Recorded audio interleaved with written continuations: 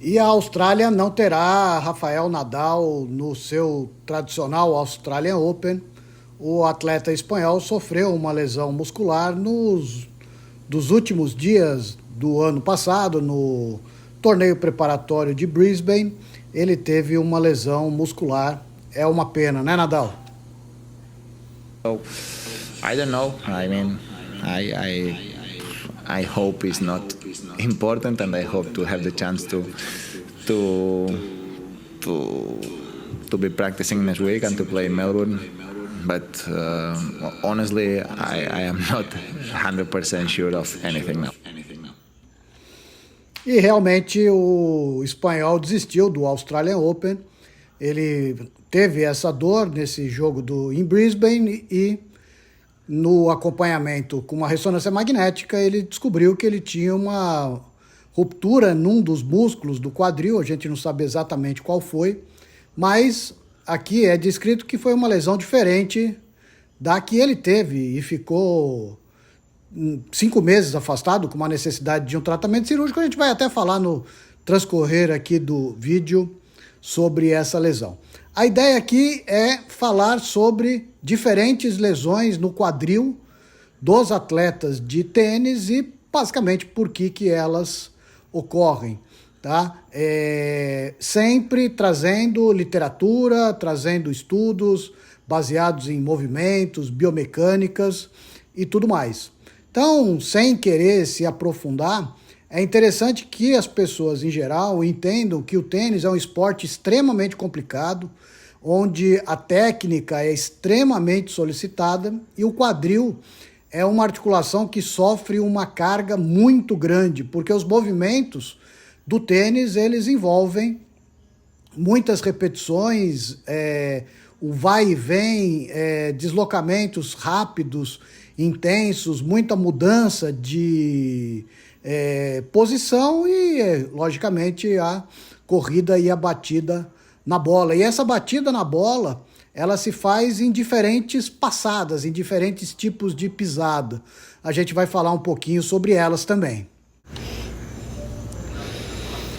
Então, você vê nessas imagens que existem várias maneiras diferentes de você bater na bola, né? Essa primeira é a que comprovadamente pelos trabalhos científicos mostraram maior incidência de lesão, que é a open stance.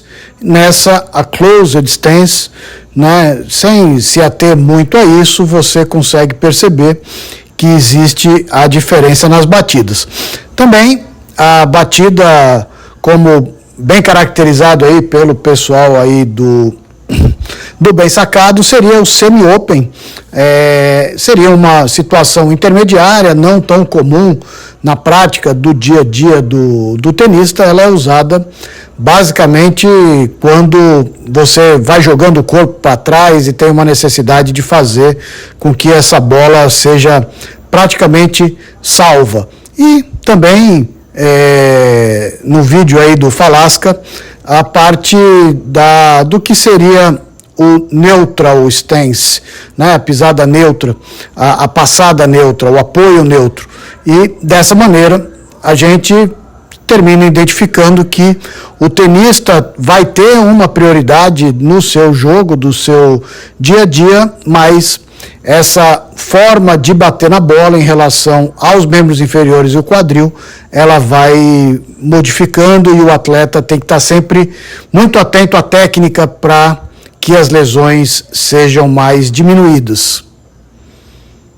E como foi comprovado nesse artigo, as lesões aconteceram. A dor no quadril no atleta de tênis, ela acontece pela literatura num número relativamente alto, né? Citado de 8 a 27% dos tenistas, eles têm algum tipo de dor no quadril, algum problema no quadril. Obviamente, quanto maior o nível de intensidade de treinamento e qualidade desses jogadores, essas lesões tendem a aumentar, e é o que acontece com os tenistas profissionais. E como eu falei lá atrás, infelizmente, vários atletas tiveram problemas de quadril e necessitaram de procedimentos cirúrgicos. No Brasil, para quem é um pouco mais antigo ou para quem gosta mais do esporte, logicamente vai lembrar do Gustavo Kuerten e o próprio Magnus Norman, que eles jogaram mais ou menos na mesma época. Um pouco mais recente e em quadro até pelo procedimento cirúrgico até talvez um pouco mais grave, nós temos o britânico Andy Murray, que teve que fazer até uma artroplastia de quadril. E quais são esses problemas que esses atletas de tênis eles terminam tendo no quadril, diferentemente do que Nadal teve, que foi uma lesão muscular? É aí onde se fala, talvez, uma das lesões mais comuns e mais graves, que é o impacto fêmoro-acetabular. E aí a literatura mostra também uma incidência relativamente pequena, 1,3 lesões a cada 100 atletas, mas infelizmente é uma lesão com uma gravidade um pouco maior, porque ela pode ter uma lesão tanto na parte labral quanto na parte condral. Então, quando a gente faz a análise, o que termina acontecendo é mais ou menos isso que você vê na imagem. A gente tem o quadril no acetábulo e o encaixe do colo do fêmur com a movimentação vai batendo, vai tendo o impacto, vai tendo o impingement e começa a machucar todas as estruturas lá no acetábulo e, logicamente, o quadro doloroso vai se instalando e, consequentemente, a lesão vai acontecendo, seja no labrum, seja na cartilagem. Na medida que essa cabeça do fêmur vai ficando cada vez mais comprometida, o tratamento, como dito anteriormente, com o Murray terminou sendo de uma artroplastia, mas o mais comum são, quando de procedimentos cirúrgicos, uma artroscopia para reparo dessa articulação. Então é basicamente um impacto. Você vê que a cabeça do fêmur vai se deslocando contra o acetábulo. E especificamente nessa conclusão desse trabalho, né, infelizmente o apoio em open stance ele aumenta o risco de lesões no quadril. Tá bom, pessoal? Então, isso é importante que todos os atletas, que todos os professores tomem muito cuidado, basicamente, com a técnica. Isso é uma das maneiras de tentar diminuir esse tipo específico de lesão no quadril. Mas, como dito aqui, a gente vai falar basicamente sobre vários outros tipos de lesão. E aqui deixa muito claro que quando a dor no quadril no tenista ela acontece, o médico precisa de várias maneiras de tentar entender se esse atleta tem uma lesão que a gente chama intraarticular, né, dentro da articulação, onde vai acontecer aquilo que a gente falou agora atrás, de lesões no labrum, lesões na cartilagem, né? O corpo estranho já seria um sinal de artrose numa fase um pouco mais avançada.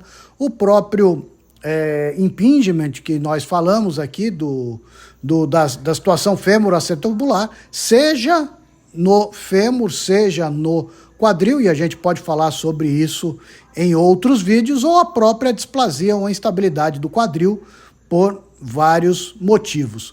Quando é periarticular, são as lesões musculares, é exatamente o que aconteceu no Rafael Nadal. Então, lesões de vários músculos que acontecem, que estão no quadril, pode levar a algum tipo de lesão.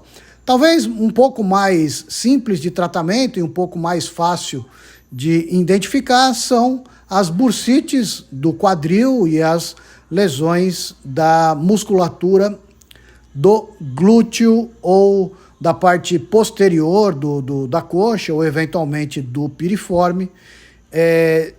Num número um pouco menor, a pubalgia e a osteite púbica, muito mais comum nos jogadores de futebol e nos atletas de corrida. E também a gente precisa estar sempre analisando que são as dores referidas que tem um outro local, um outro sítio. É muito comum um atleta com algum problema na coluna lombar ter também uma dor no quadril, seja por diferentes motivos. Então, a quantidade de problemas que acontecem no quadril do atleta de tênis é muito grande e em decorrência de vários tipos de diagnóstico diferenciais, com tipos diferentes de tratamento e com conduções completamente diferentes, a análise de um médico do esporte ou de um ortopedista, principalmente se for especialista em quadril, ela se faz obrigatória. E aqui, para a gente ir mais ou menos para o final, para não ficar aqui em aberto, a gente está trazendo aqui o que aconteceu com o Rafael Nadal no Australian Open de 2023, que com a evolução e a não melhora, levou o atleta a uma necessidade de um tratamento cirúrgico.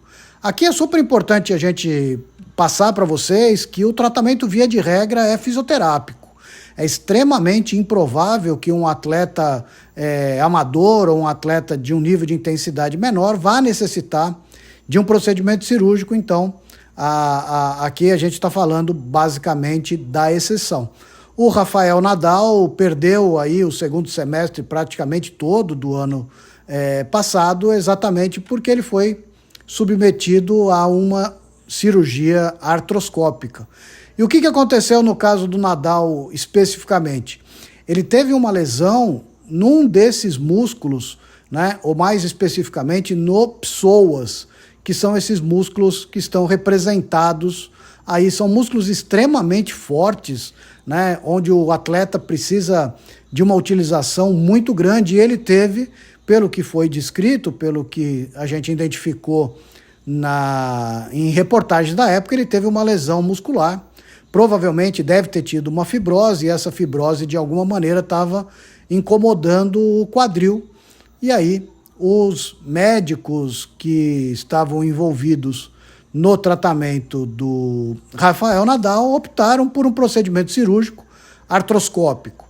A artroscopia de quadril é uma realidade há vários e vários anos, onde o médico consegue enxergar dentro da articulação do quadril através de um sistema de câmera, né? E com cânulas ele consegue visualizar e fazer todos os reparos que eventualmente sejam necessários. Também vamos mais para frente, em outro momento, falar especificamente de artroscopias para que vocês consigam entender mais ou menos como é que funciona esse tipo de procedimento. Então é isso, pessoal. Aqui a gente falou sobre lesões no quadril, não é nada tão frequente, mas quando vem é extremamente impactante. Tá aí Rafael Nadal que o diga. Infelizmente ele perdeu basicamente todo o segundo semestre de 2023 e já começou, vamos dizer, com o pé esquerdo, perdendo o primeiro Grand Slam, o primeiro torneio de 2024, o Australian Open. Se você gostou do que viu, do que ouviu, curte para ela, que eu saiba que você está gostando. Um comentário, uma pergunta, fique à vontade. Na eventualidade de entender que alguma pessoa possa se interessar por esse vídeo, você pode compartilhar. Um abraço e até a próxima.